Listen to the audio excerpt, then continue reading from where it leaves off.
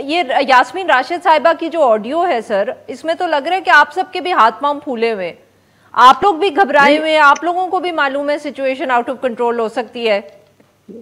तो सिचुएशन तो out of control हो रही थी। यास्मीन राशिद साहिबा ने क्या कहा, एक तो ऑडियो लीक के ऊपर तो चले बाद में बात करते हैं, क्या कहा कि जी वर्कर तो वहां पर मुश्तइल हो गए हैं। आप ये जो हम पे इल्जाम लगा रहे हैं, हमारा तो यही खदशा है कि ये चाहते हैं कि ऐसा कोई सीन हो वहां पे, कोई खुदा ना खास्ता लोग मरे, कोई कोई ऐसा जवाब मिले इलेक्शन को मजीद पोस्टपोन करने का। क्योंकि ये बड़ी वाजह बात है, हुकूमत इलेक्शन से भाग रही है और खान साहब से नहीं मुकाबला करने की सकत रखती मैदान में, तो अब ये इस तरह के हरबे आजमा रही हैं। सही।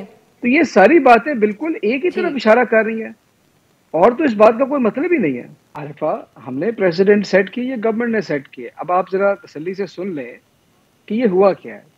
ना इसमें कोई लीगल ग्राउंड बनती थी। बात यह है कि अगर जो जज का वारंट भी था वो 18 तारीख को पेशी के हवाले से था, 5 दिन पहले आकर ये सारा तमाशा लगाने की कोई वजह नहीं बनती थी, पहली चीज। दूसरी बात ये कि जो वारंट सर्व कराने इस्लामाबाद की पुलिस और पूरा एक हल्ला लश्कर बोल दिया गया, उसके ऊपर एड्रेस था बनी गाला का।